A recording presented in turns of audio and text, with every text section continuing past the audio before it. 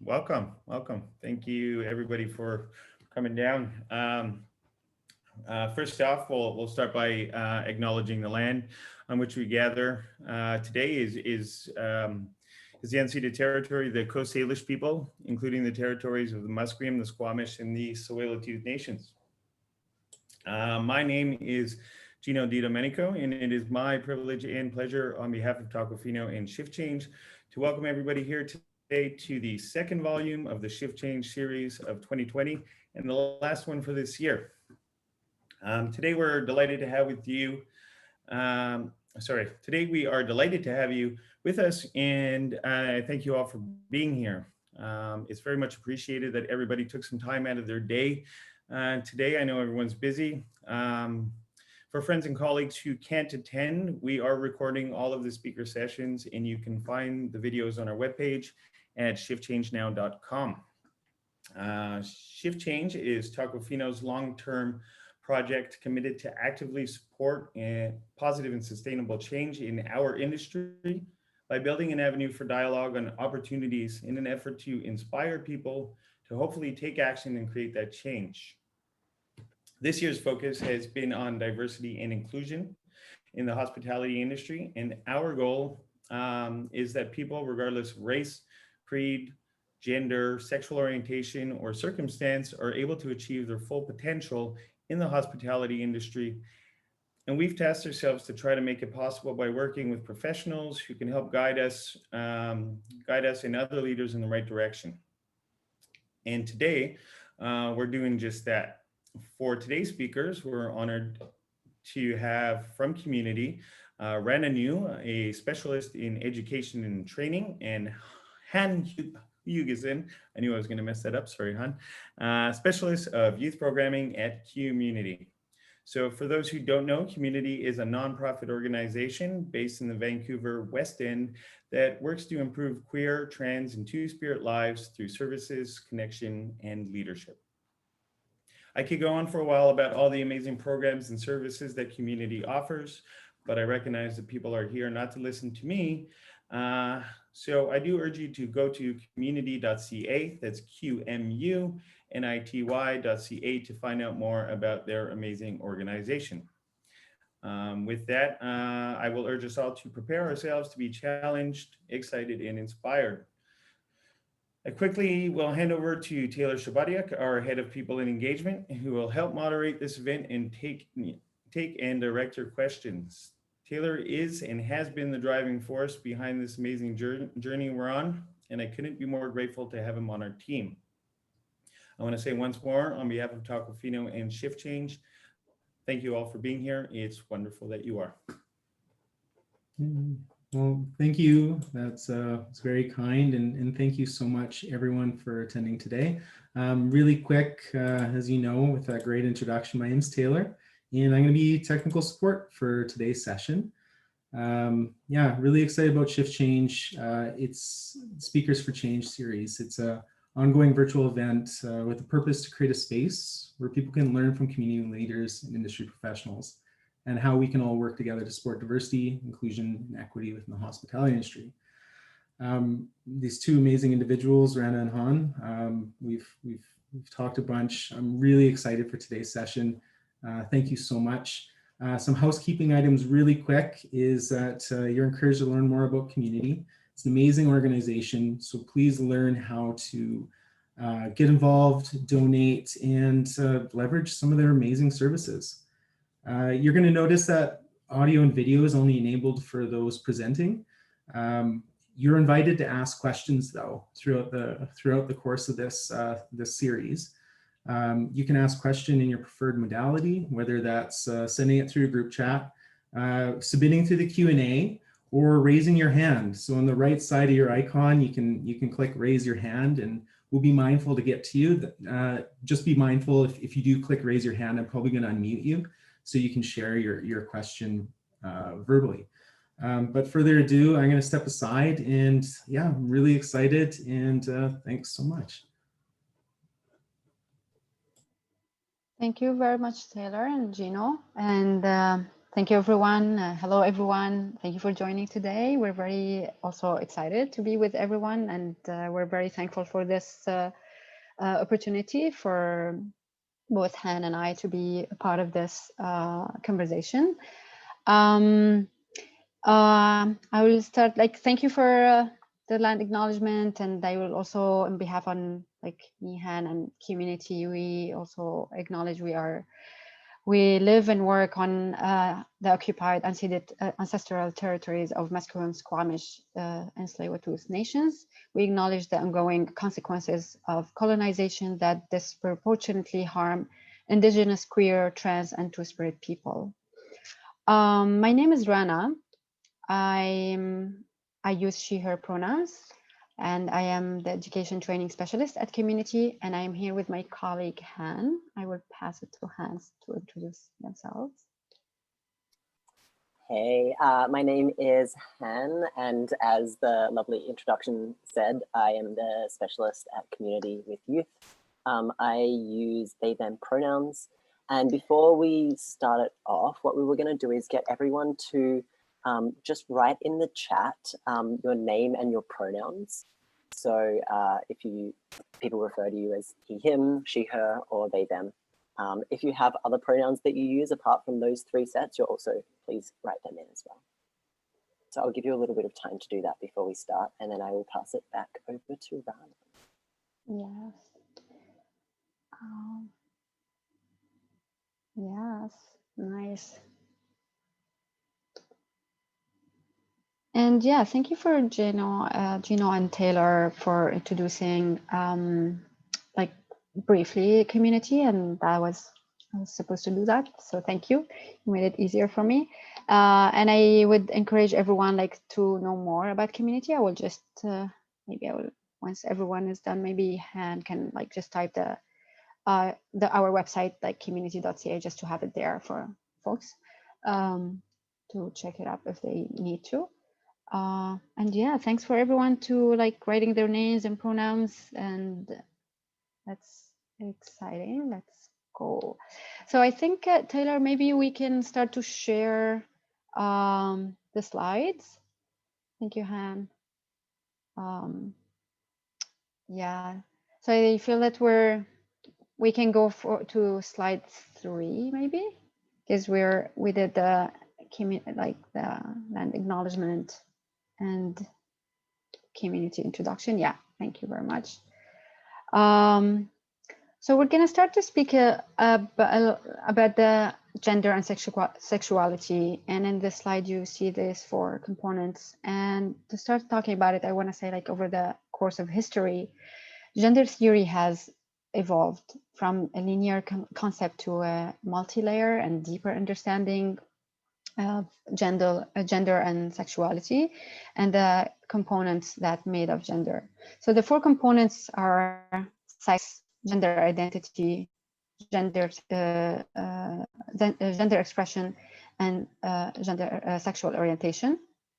So we're going to try to understand what does it mean, each one of these components. So sex is biological characteristics chosen to assign humans as male, female, or intersex. Gender identity is one's internal and psychological sense of oneself as male, female, both, in between, or neither. So I just want to differentiate between these two to make it very clear. Sex is biological and gender identity is psychological. It's how I feel about myself. Sex is biological. Gender identity is how I feel about myself, how I think about myself. Gender expression is how one outwardly expresses the gender through names, pronouns, the way they dress out, the voice modulation, etc.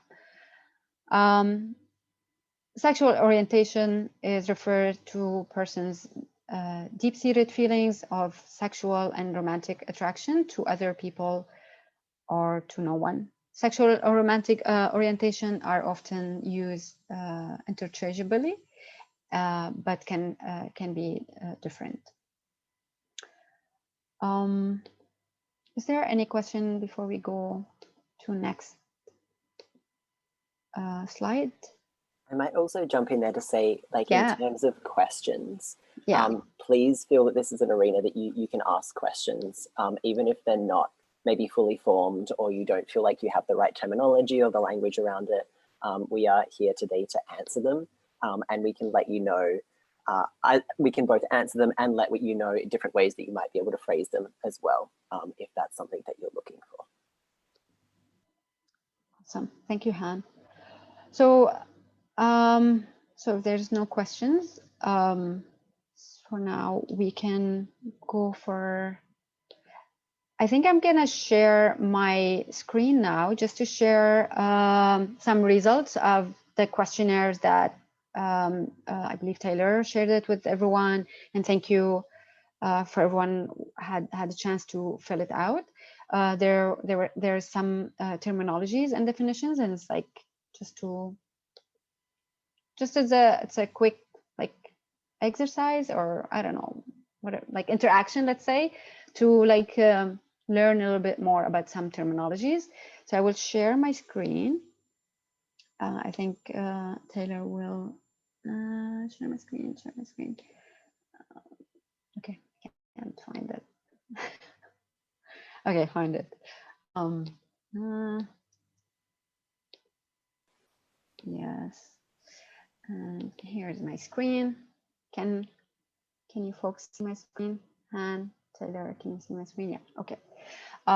So here's some of the results about the terminologies. So let's say about queer, we have like 82% of people, 0.4% of the people got it right.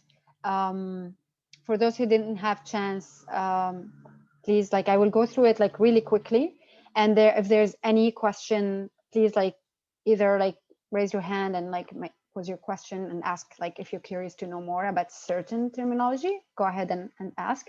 So I will just go like quickly through those results. So about queer people, like I would say, like as you see, 82.4% of people got it right.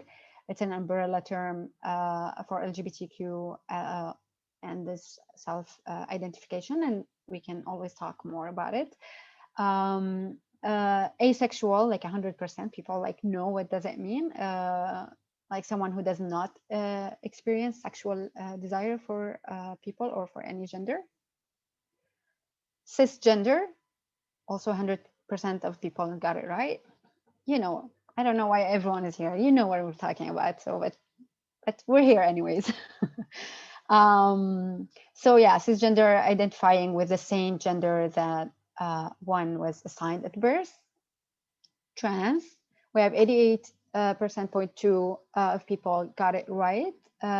It's an umbrella term for people identify whose gender does not match their gender assigned at birth.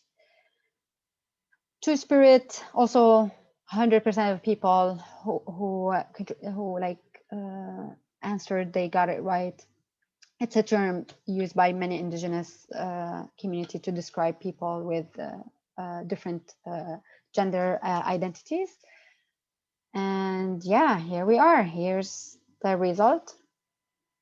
Great. And here's the time for everyone, for anybody, if you have any question, if you want to like learn more about any certain identity, we're happy to like to answer your question if you have one.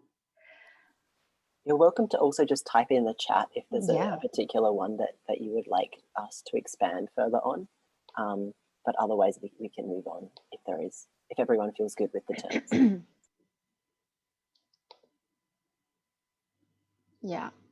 And anyways, let's not forget there will be a chance at the end to have the like question answer, the Q&A time. So yeah, if you're still like getting your head around some information, and yeah, take your time. It's okay. There's no rush to have all your questions ready right now.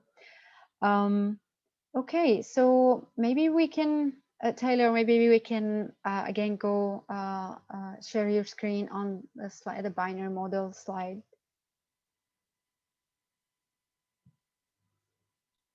The one I'm not after. Yeah, this one. Thank you. I think we start to have some questions. We'll get back to that.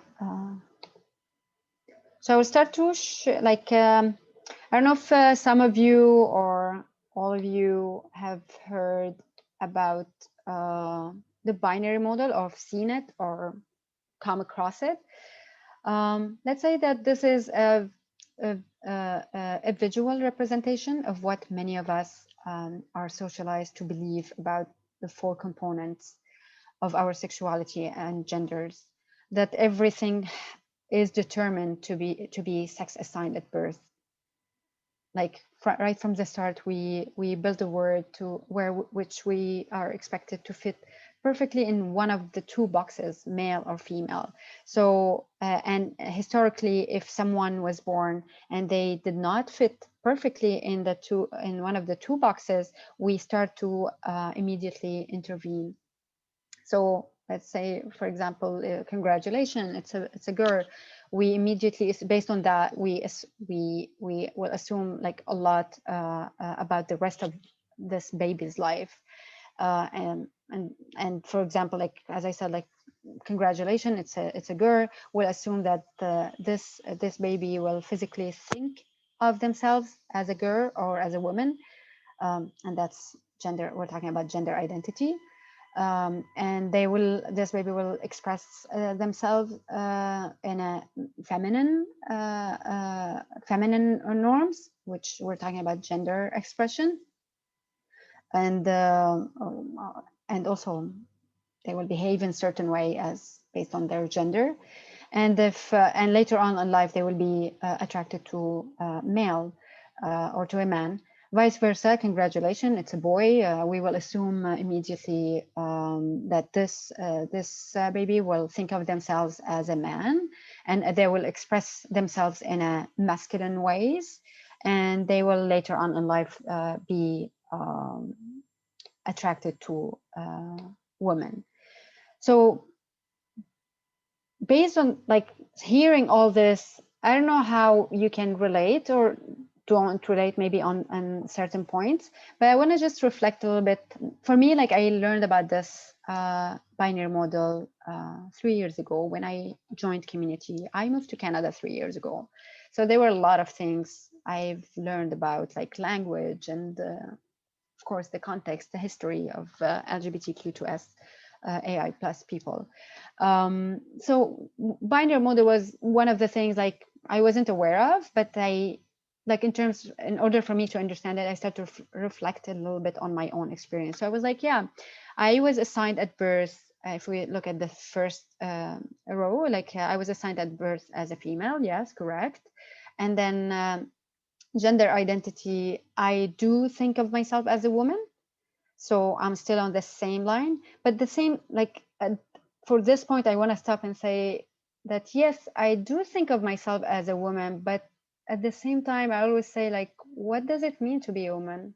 Because I know throughout all my life, I've been always like told to do things or behave in certain ways because my behaviors, my way to look, things I was interested in, it wasn't feminine enough. And I was always like having those comments, or like people need to tell me things, or my teacher needs to like try to teach me something and how to behave in the class, or what type of sport I should choose. Like I was always interested in soccer, and I wasn't something in soccer and basketball, and both sports wasn't, obviously it wasn't feminine enough. And so I feel that I always have this question, like I always ask myself as well, like I do think of myself as a woman, but what does it actually mean to be a woman? So that's I always reflect on those like periods of my life, from my childhood to when I was like also a teenage, and then later on in my 20s, and now like I feel that there's always someone come to me to tell me something. So I do identify as a woman, but what does it mean to be a woman? That's a big question, and that's something like I always like to have a conversation about, maybe with with people. And yeah, so, and also like about my gender expression, the way I express myself to the word, and all of this like reflects on my, like based on my gender, there were expectations about my gender role, like what I'm expected to do in life, or how I'm expected to behave, or what people, like the society was expecting from me as a woman. So yeah, I will kind of stop here and maybe ask Han if they want to like share some of their experience as well, and then maybe have to see with people if anyone is like interested also to share some of their experience there. Amazing, thank you. I'm just going to do a quick note before I jump into it, in that I have a kitten who is running around everywhere. So apologies if there is technical difficulties or there's suddenly a kitten on the screen. Now that's out of the way. So Rana finished, I think, by talking about examples of how the binary model doesn't work for a lot of people that might not identify within those different binaries of gender expression and gender identity. So I think in terms of furthering the example, I'm going to just talk through how it really doesn't work for people on the trans spectrum. So when I look at the binary model and go through it by myself in a way that's relating to me, like Rana just did. So the only thing that's straightforward for me here is the sex I was assigned at birth, because I am not intersex. But the other two don't allow for any complexity which actually captures my lived experience. So they don't allow for a spectrum at all. If I were to continue to go down, my gender identity sits closer to man, and my gender expression sits closer to feminine. So this model is one that doesn't allow variation. So the very nature of the binary is such that it restricts my lived experience into one that I would say at best presents me as a feminine trans man. And I'm not saying that that's not entirely inaccurate. I think that captures some accuracy, but I think the conversation that we're having here is that this specific binary model is incapable of capturing human experience. And when I say that it's incapable of capturing human experience, I think it both highlights the problematic nature of this structure that our world is kind of structured around for many queer or trans people, but it's also consistently enforced in the larger population as well. And I think queer and trans people, we need to be mindful, because queer and trans people, particularly trans people, feel this more intensely because it's constantly enforced and it's something that most people are constantly fighting against. But I think it's useful to have a greater conversation about how sex and gender identity, which are often assumed to be the same, limit and impose expectations on everyone, regardless of whether you're part of the queer community or not. And cisgender heterosexual people who otherwise conform, so people whose sex assigned at birth matches their gender identity and matches their gender expression generally, are not immune to the pressures of the binary. So although it's a problem that impacts us all, I think unpacking it further will benefit everyone. And also the more that you unpack it, particularly in a workplace, the more you lessen the impact on your queer and trans co-workers and staff and customers as well. And I think we're gonna talk later more specifically about the hospitality industry. And I think that there was also a question that was written talking about barriers within the hospitality industry and how cis hetero people can help make things more inclusive for queer and trans people. And I think maybe that's something that we can get back to and come back to afterwards and see if it's something that we've answered or not. Because I think what I would like to do now is move into the next slide and have everyone have a think about how the gender binary impacts your life, even if you don't ID as queer or trans, and the ways that we can begin to unpack this in a way that we can create a more inclusive space for queer and trans employees.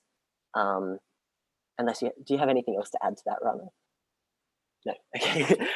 So Taylor, we might move to the next slide. I think, is there a slide before that one? Oh yes, sorry, thank you. So what we were going to do here, this is an opportunity for everyone to kind of engage as much as we're able to on this medium. And the idea here is just to have a reflection on how the binary model may have impacted or restricted parts of your life. We've put some examples up there that might be useful for people. So if that's something that you would like to kind of fill in, that would be great. If you have an entirely different experience that you would like to share that's quite impactful, then that's something we're also very interested in listening to. You go, Rana. Yeah, I just want to say I pasted the like sentences in the chat, like for folks if they want to like just copy paste it and just fill out the blank, the between brackets and with their own experience. So yeah, it's just to maybe make it easier for people not to type too much. And yeah, please, yeah, if you have, as I will emphasize on what Han said, like if you have a totally different experience of everything we're sharing, please, like it's the right space here to share and talk about things and yeah, ask questions and be curious. We love talking about smashing the binary. Oh yeah. The correct space to do it. Yeah.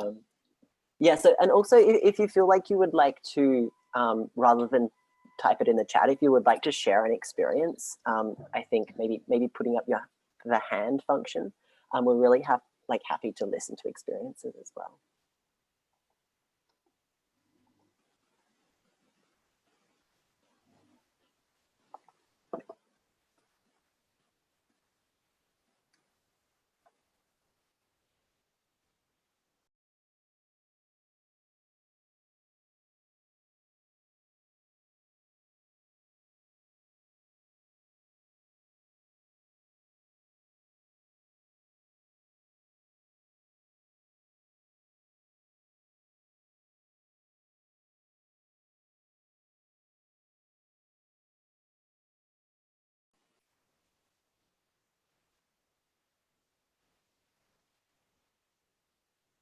I think we often, I'm just reading through it now as well, and reading yours, Taylor. And I think emotions is something that comes up a lot for men, or people that are perceived as men, or people that were assigned male at birth.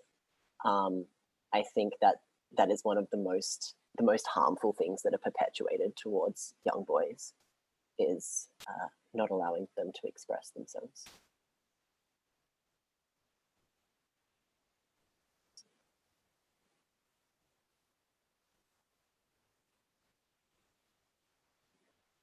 I'm liking all of the sports things that are coming up as well.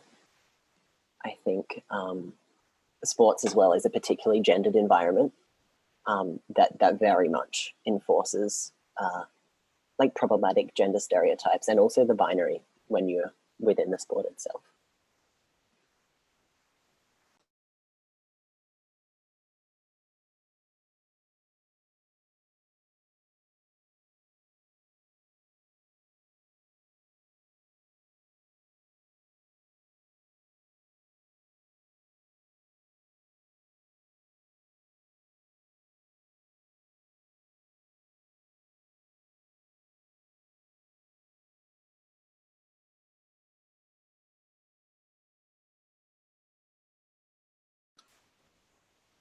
There's a lot of hockey examples here, very clearly in Canada.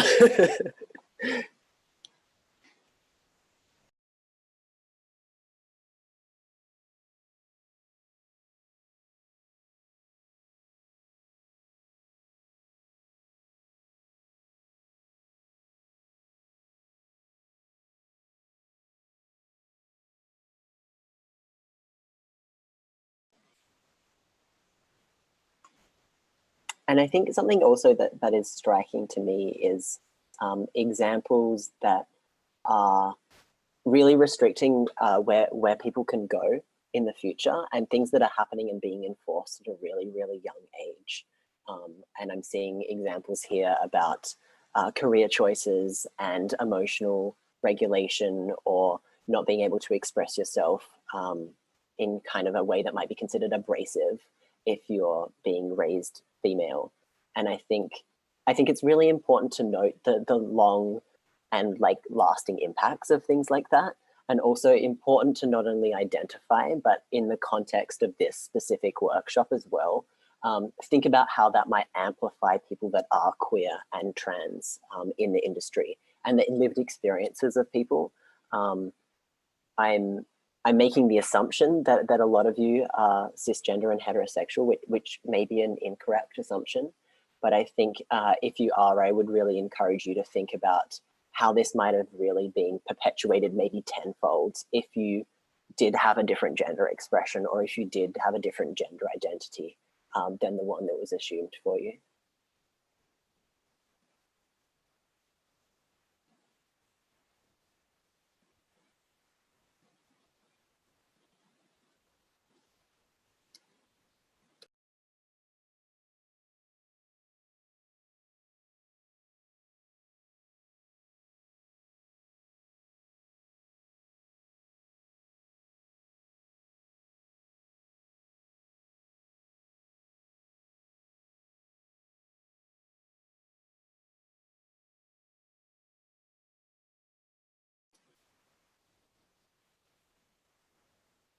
Thank you so much for sharing with us as well. I know a lot of the things that people are sharing were asking about emotions in a space where maybe you don't know a bunch of people. So I appreciate people's honesty around that. Do you want to go, Rana?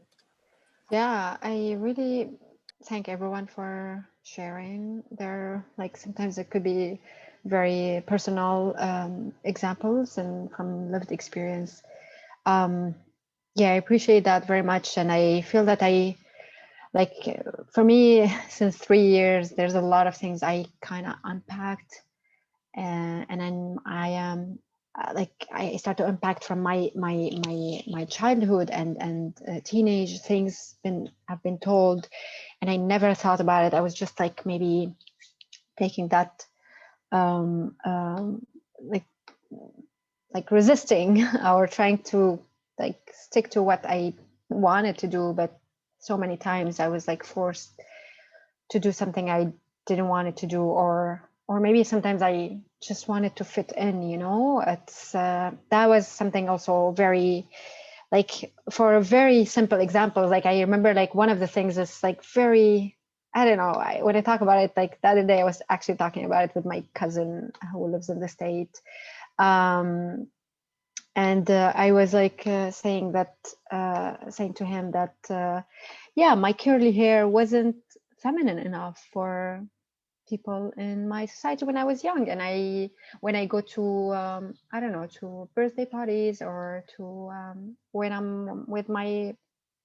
go with my parents to visit their friends and they have kids and all, I would always, like, most of the times I would hear that comment about my hair, like, or telling my mom, they would be telling my mom, like, maybe you straighten Rana's hair, it would look cuter or nicer, or, you know, they want to, and I appreciate their ways to say it in the nicest way, but yet I feel that like after like 20 years or more, I still have this feelings about, like, feeling that my hair, that I did not do anything about it. I was born like this with the curly hair, and yet I was not accepted, or people had to comment about it, to say that, hey, it's not feminine enough, or I'm not.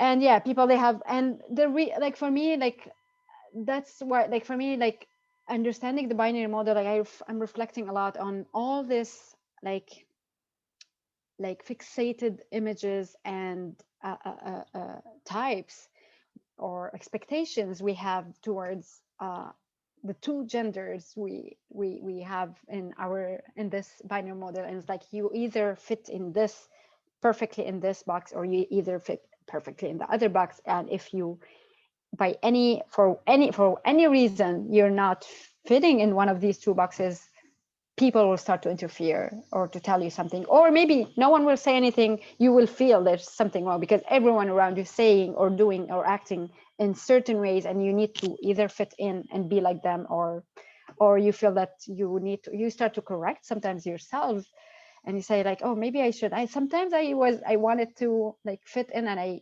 kind of accepted to my sister to straighten my hair, and I remember I was crying after I go, because to an event with my hair was straightened, hearing some of the same folks who told me about my hair is curly, not looking very nice, saying, "Oh my God, Jenna, you're looking awesome tonight." And me, it killed me to hear this, because I'm like, oh, so I look awesome now. I look awesome. It's, I mean, it's just too much. And I'm talking only about hair, you folks. I'm not talking about anything else. It's just a hair. But and I'm talking, of course, I'm speaking about like from the culture I came from, and it's not the same now. It's not like there's a lot of things has changed as well. But yeah, I'm just saying certain things has impacted us in so many ways. And we're still not talking about still gender identities or sexual orientation, all of that. Yeah, so I appreciate everyone's like sharing their experience, and then like how problematic this binary model is, and how I feel that it's really limiting our views towards how people exist in the world, how we are different in so many ways, and it's the highlight thing for me, the most important thing for me is like we also gender police ourselves, like because of how this model is very much embedded in our society, in our mind. We absolutely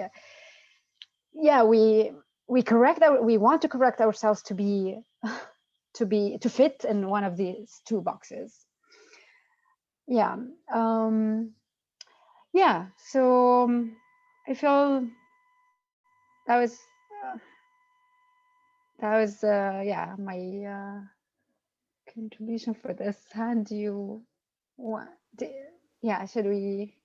I might just reply quickly to the latest Please. chat in which someone was saying that feeling restricted in gender expression as well, because it's not as narrow as just feminine and masculine. And I think that's a really good point. I think it's a huge conversation that we can kind of dive into, like what is feminine and what is masculine, and why do we associate those specific traits with the body that we were born with. And I think when we start to deconstruct things like this, it kind of spirals to quite an intense degree, because our entire society is built on this. And like a lot of the ways in which we read the world are built on this. And I think, yes, we all do have a percentage of things that are considered feminine and things that are considered masculine traits. And I would also encourage people to look beyond that and also think of like, why are we defining these things as that, and why do we value that? And it can be difficult because the system that we're in, I think, pushes back in every way. And we do, as Rana was saying, like we police ourselves because we don't want to stand out. And if there's a very, very real danger in not doing that. There's a very real danger in being gender non-conforming, or being read as queer, or transitioning, or presenting in a way that's somewhat ambiguous. And I think I'm really appreciating kind of the comments that are coming through about gender, because I think this is the basis of creating safe spaces for people, because these are the things in society that we have internalized, and the environments that we have created that are making places unsafe for people to move outside of that at all. So yeah, I just want to highlight that. That's nice. I'll pass it back to you. Thank you, Han. And I feel that this conversation is always important. I feel it's like we have very limited time after all to dig deeper into everything, but it's always a good opportunity to start a conversation. And I feel that it's nice for us, maybe as I said, we open the conversation now for us all to reflect and to know like how problematic that is, and then how we can how can we move forward from here. I wouldn't say like we have all the solutions in the world now, but I know that there is definitely like certain practices people need to commit to, and like feel that they're committed to that, like understanding the problem and how we can be part of it as well. And we are also part of the solution. We are all like literally we are all part of the solution in our, like how we behave, how we think, how we interact with other people, how we think of them, how we're trying to police other people in their, for the way they look, the way they express themselves, or the policies we have in the workplace that like restrict people to be and to be in certain ways, and to present themselves in a certain ways. So yeah, I feel that like, yeah, it's a conversation. It could take hours and hours, nonstop. So I feel that it's nice maybe to move forward to start to speak about like building inclusive environment, and what does that mean, and then maybe we start to have some question and answers. Is that okay for everyone? Yeah. So maybe Taylor, we can go to next slide. Just 1 second. I'm trying to get the. I think I'm gonna share my screen again. Just want to make sure. Here's my screen. So I will share, because I asked the last question in the questionnaire was, what does it work inclusive environment means to you? And I will share some of the results we got, and then we start this discussion. Can't find the button for share my screen. Yeah, here I am. Oh my God, technology. Yeah, here's my screen. Can you see it, Han? Yeah, okay. Because I only see Han's video, that's why I'm asking Han, and I'm assuming Han is representing everyone. What Han can see, everyone can see. Okay, so that's the final question we asked about what does work inclusive environment means to you, and they were like people were able to tick on all the boxes they believe that it's correct for them. So the top two answers, they got 82.4% is diverse team and safe spaces. The second two or three, like the second answers got the same like percentage of responses, 76.5. It was for inclusive policies, procedures, equal pay, and empowerment. And we have the third percentage, higher percentage is 70.6, which was for gender neutral washrooms and respecting and using each other's name and pronouns. And there were some comments here. I copy paste them on the side so I can share it with you. So I will stop sharing my slide, and maybe Taylor can share the slide again from his end. Yeah, thank you, Tyler. Yeah, so I for some people they also added, because you have the option to write, like there's an option of other and write your own thoughts about what does inclusive environment means to you. So some people said actively listening and considering opinion perspectives from employees and of different backgrounds. We got another point says freely express who they are, their opinions and point of views. And another point says feel safe from abuse, harassment, or unfair criticism. That's a very, very valid point. Thank you very much for sharing this, everyone. And I want to maybe start to share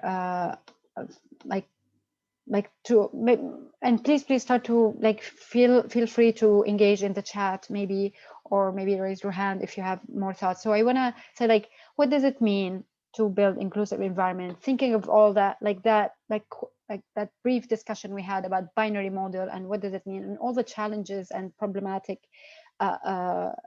thinking that it represent.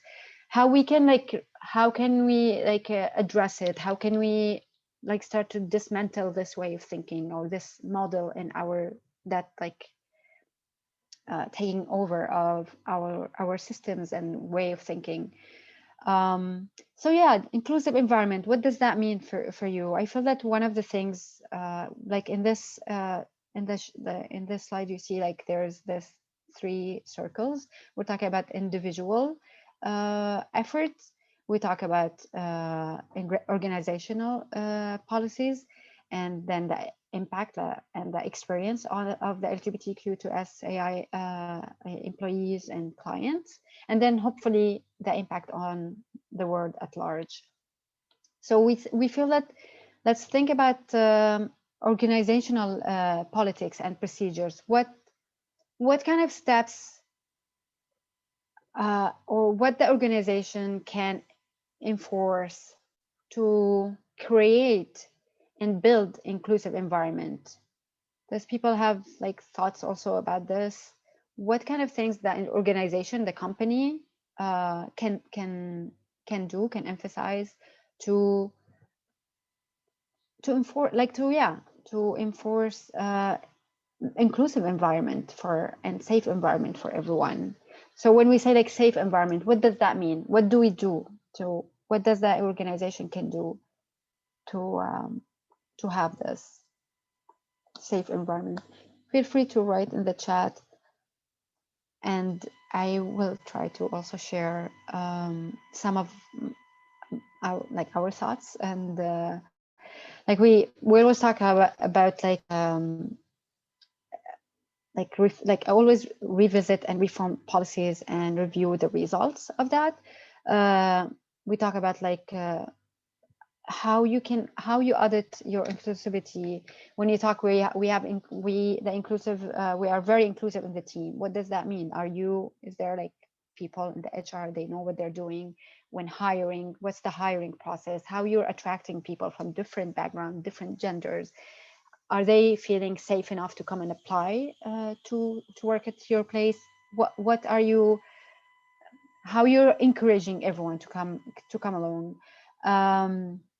Transparency, accountability, like what are your policies around transparency and accountability? How do you deal with a situation where people are I don't know, discriminated against? Are people like encouraged to call out discriminatory practices happened by colleague or any administration? All these things people need to think about and see how they're doing. I will also pass to like some hand, see also if they want to share some of their experience. I know they have also some experience working in like hospitality industry, so it would be nice to share some of their experience or share some of their experience. Sure. I get a little bit carried away doing this, so I'm going to try and condense it as much as possible. I know that a lot of people are looking to have really kind of tangible things that they might be able to implement. And I know that we've been having a pretty like broad conversation about the gender binary, and it sounds as though everyone's pretty aware of the problematic aspects of that. So I just wanted to kind of name a few things that you might want to think about. The first one is gender neutral washrooms. This has been long a source of contention. There's a lot of language around safety for women when this comes up. But I think it's important to note when they're talking about safety for women, we're only ever talking about safety for cis women. It totally negates any experiences of trans women. And in fact, washrooms in general are a really unsafe place for trans people, and they're not just unsafe, they're actively dangerous. So that's the reality of that. And what we want to think about is how are we making this safer for people? So does your workplace have a gender neutral washroom? Do you have a gender neutral place that your staff can change in? Do you have like a single store that you have? Is there a gender neutral washroom for customers? And if not, if you do have gendered washrooms, I understand sometimes we can't knock everything down and create gendered washrooms as much as I want to do that with the entire world. Is there a sign, like, do you have signage saying that gender diverse people are welcome in there, and or saying that trans people are welcome? Do you have, and not only that, I think when we have tangible things like signage, we need to think about, like, what are your policies? Do you have organizational policies that are backing up the signage? And have you created a culture where everyone is aware of that? Like, are you broadcasting your policies to people? Are you having conversation, engaging your employees? We want to have a think about, so often, like, as I'm sure people know, that customers ask where the washrooms are. And I used to work in a kitchen as a line cook, and I happened to be on the end of the line where the washroom was, I was closest to the washroom, and we had gender neutral washrooms at my workplace. And I was fielding a lot of questions just because I was the closest staff member. I was fielding a lot of questions around, where's the men's bathroom or where's the women's bathroom? And I am a trans person, so I was able to engage in conversations as much as I could on like a busy line cook situation around, like, no, we have gender neutral washrooms, and kind of do follow-ups if needed. But if I wasn't there, like, is that culture then happening with everyone on the line? Is that culture then happening with your wait staff? So are you having conversations about how people need to respond? What you want to do is you want to create a culture that's reinforcing all of these tangible things at all times. Another thing that I want to flag is gender non-specific uniforms. I know that often uniforms in the service industry do follow a gender binary. And there are also, that's linked to gendered ways of things like making tips, which can be based on gendered behavior. I'm not saying that it's, like, I think it's difficult to change the perceptions of customers and dismantle the entire binary. And I also recognize that that's hard to do if you're trying to make money. You know, you don't want to necessarily fight against things that you're getting tips for. But I think a way to bring that back a little bit away from kind of like the big picture things that we're talking about is start with conversations around gendered clothing. Do you have gender neutral uniforms? If not, if your uniforms are gendered, what messages are you putting out there regarding your expectations of employees? Are you assigning people uniforms based on their perceived gender identity? Are you starting conversations so that people feel like they can, use a uniform that they might not be assigned? So you want to front load the inclusiveness in things like the hire or during the orientation. And I think, again, as like an example of my own, just to kind of tie it back in, in a separate kind of food industry place that I worked in, we did have gendered uniforms, and I was forced after the orientation to kind of say, I don't want the female uniform, I would like the male one, which wasn't an issue. The management, I want to highlight that the management had no problem with that, but the onus was still on me as a worker to have that conversation. And when you're working and trying to make your place of employment somewhere that's inclusive, you don't want to put the onus of that on the employee. You want to front load the conversations. You want to open up a space so that someone can step into it rather than forcing them to like carve out a space for themselves when they already have a marginalized identity. And just like as a kind of a wrap up for that, I think you want to have a think about the culture within your service industry and the areas in your workplace being safe and inclusive for everyone. I think the service industry in particular has a way of breaking down binaries in ways that I find particularly interesting. I think there's not many other places that we see that men are so actively encouraged to cook. But I think there is also the reinforcement of a binary within that in kind of like a micro environment in where we see a lot of kitchens that are almost like everyone there is male, is a cis male, or it's dominated by men. So how can we read people's resumes in a gender blind way? And I'm not saying that we can, because I don't think that we can, but how aware of you that you're reading it in a gendered way? Are you hiring specific genders for specific roles? And if so, are you attributing certain qualities to that person arbitrarily based on their gender? And I think I missed the notes here. And I think just like in general, like I know we're talking a lot about the gender binary, and I want to kind of clear up any confusion around that, because we're talking about queerness and transness and sexuality and things like that.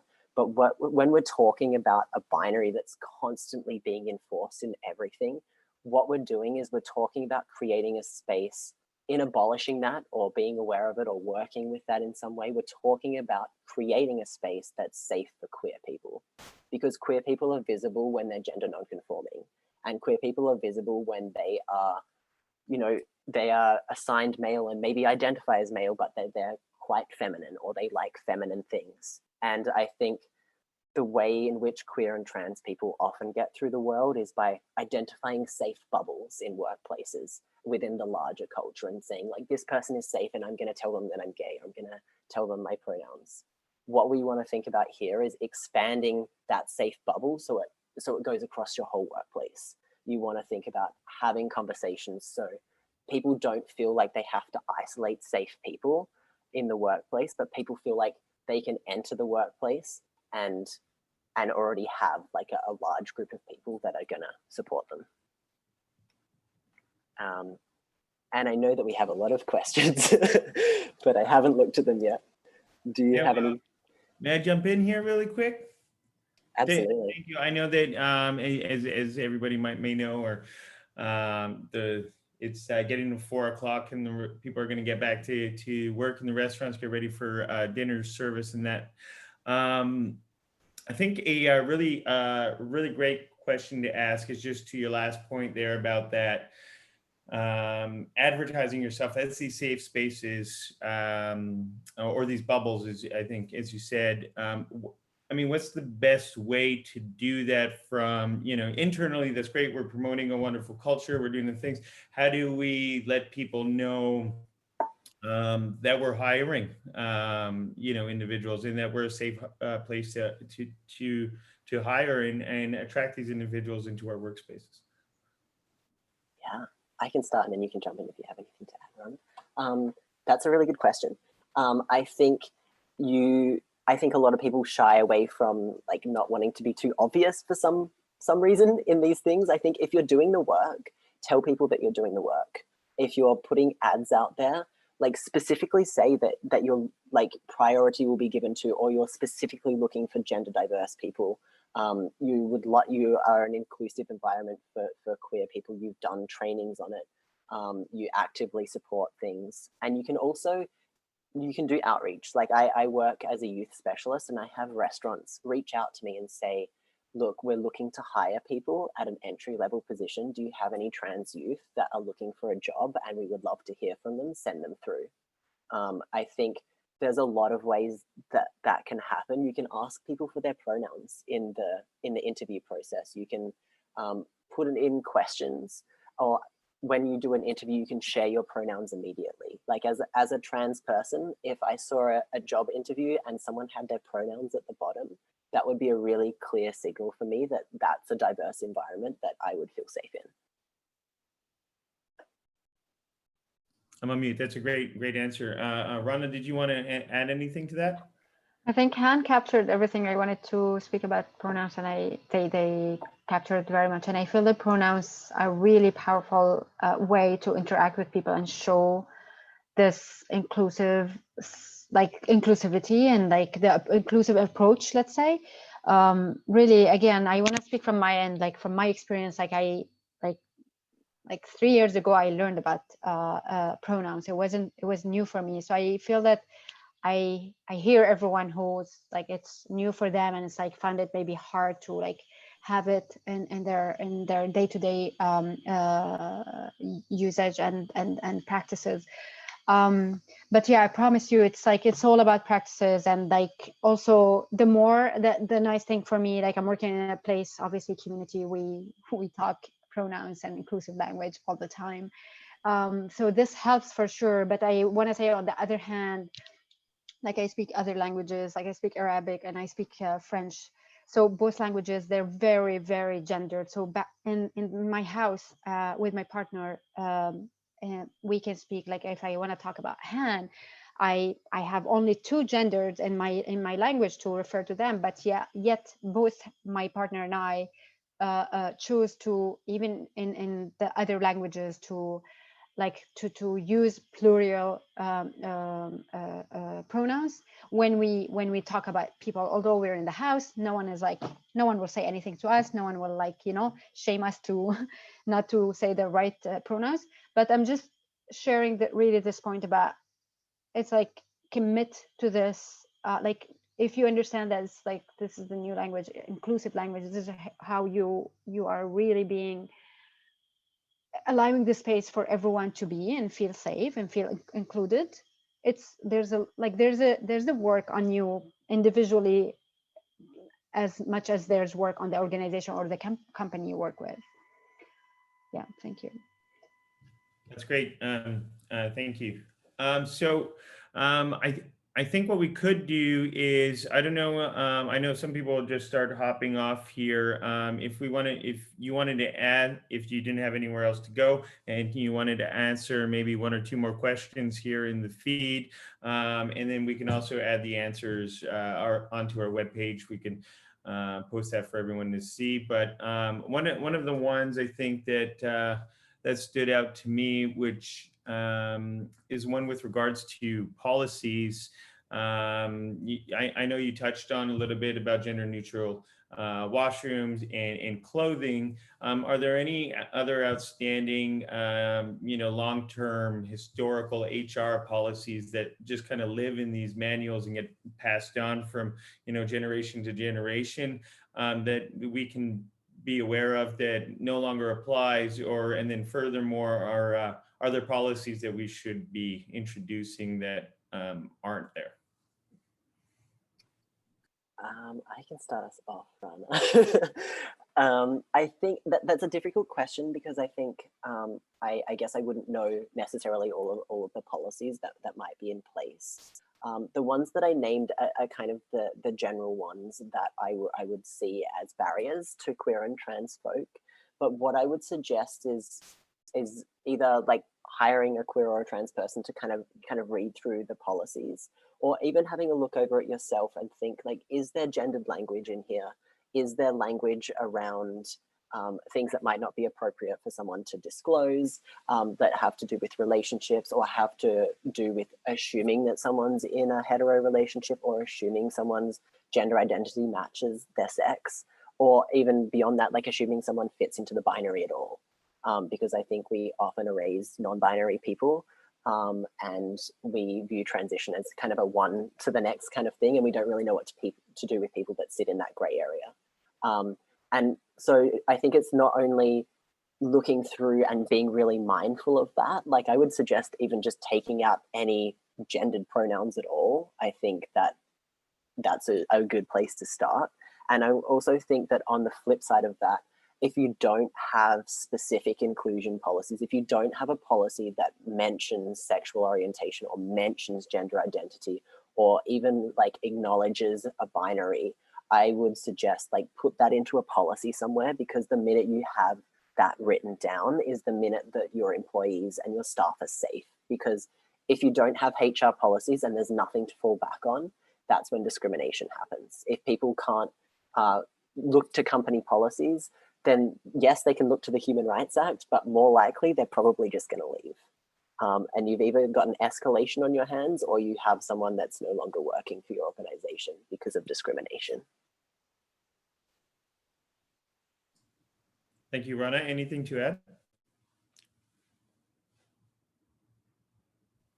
I think yeah, Hannah's capturing it very well, so I don't want to take more time.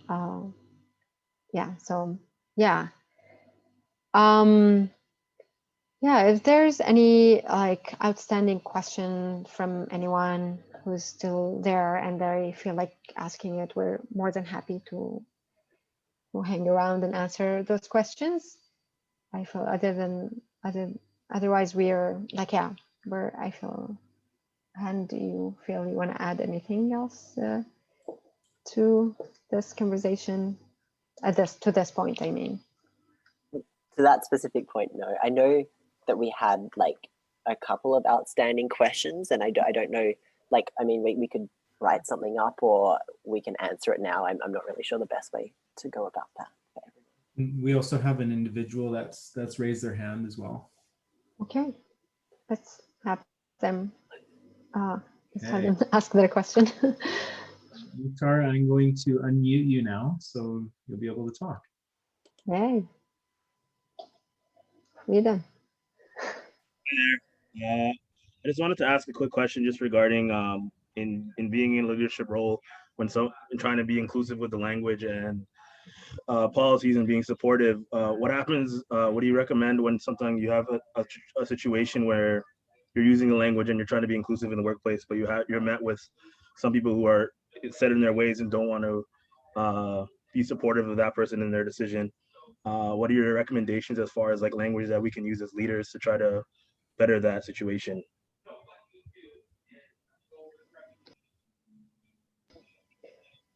Thank you, Mukhtar. Thank you very much for your question. And yeah, definitely I guess we're, as it's a new language for a lot of people, it could like face some resistance a lot of times. One of the things, like Han mentioned it in their, when they were sharing their experience, like it's like one of the very effective way, like if it's within the workplace, it depends on like the policies that impose there and how leaders and decision makers are reflecting it in a very clear way in their practices and in their meetings, and like, or maybe having people get them into like specific trainings, to like training similar to this one, to start to have a conversation around this and learn about it and practice some pronouns. What does it mean, and what does it mean for other people to use their correct pronouns? So I feel that it depends on like if it's a colleague in a place where they're supposed to be pronouns supposed to be respected and used. I feel that like there would be always like a space for a conversation to understand what's going on and how can you help those people to like use the inclusive language more regularly. And as I said, from personal experience, it's really about practice. Like even if they learn and they went they went through a trainings, specific trainings, all of that, if they don't do the work from their end, I don't think any of these conversations will help enough, because they will be like really work on the individual side of them. Yeah. Ken, I don't know if you want to add something else to that. Yeah, no, I think like what Rana's saying is, unfortunately, like we do get situations where like sometimes people are just not going to listen. And that's kind of true with a lot of conversations about marginalized people. And what I'm hearing is that you want to know how to have conversations with people, which is like half the battle already. Like if we have allies having these conversations, it means that the person that it's impacting is not having the conversation. And that is massive. So thank you already in advance for doing that. And I think in terms of having conversations with people, if you are able to meet them as an ally, sometimes that can be useful. Like as another cis person, another cis hetero person, I too thought this, but this is kind of what I learned. If you're able to provide resources, that's really useful. If you were to Google like any kind of specific language, like if it was, for example, they, them pronouns, and that was something that people were just not listening to or getting behind, there's a lot of really great resources out there that you can link people to. And I think it's important to remember that if you are in a position of management, like you are the one that's, modeling the culture for the workplace. And at the end of the day, if you have anti-discrimination policies, and we do have like the Human Rights Act in BC, at the end of the day, if someone is pushing back that much, it is a case for discrimination. So that's kind of, it's not where you ever want to go, because it's like the hard line and it's like an intense conversation around that. but you want to find the space within that conversation to be able to see where you can relate to people in order to make the culture more inclusive. Thank you. I think to add to that, Mookie, thanks so much for asking the question.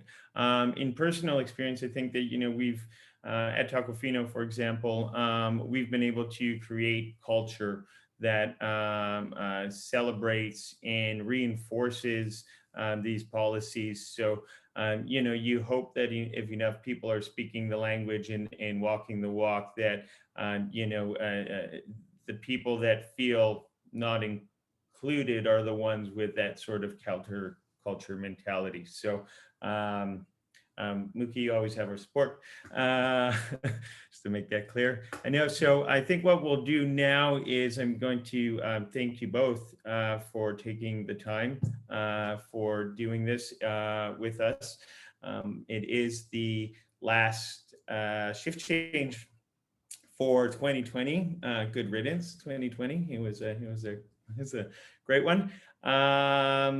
Happy holidays to all, and hopefully next year will be a new year, great new year to everyone. If you want to find out more about what goes on at Qmunity, again, that was qmunity.ca. We also have a link to their site on our webpage, where you can also donate to this wonderful organization that is doing wonderful things here in Vancouver. Before I totally shut down, I know, Taylor, that your camera's off, but if there's anything you'd like to add before we send everybody on their way. Well, I'm going to solve that. I'm going to put on my camera right now. There you go. Yeah, thank you so much. It's always great to have these amazing dialogues and just listen, and as a result of listening, just learning, so that we can go to our respective places and with that knowledge and implement some of that stuff, or even start that conversation which may not have happened in before. So thank you. It's incredible to get this insight, and I'm very thankful and grateful that we're able to partner with this event, and that you're willing to share with us. Yeah, everyone, make sure that you learn about Qmunity. It's a fantastic organization, and if you want to engage with these individuals, it seems like there's a dialogue about it right now, but reach out. If you do want to engage in your workplace and create that literacy around this. But yeah, thank you again for your time. Thank you so much for the opportunity to talk about this. It's been, and thank you everyone for coming along, and also for your participation. It's really heartening to see, I think, particularly as someone that worked in the service industry. So I really appreciate it.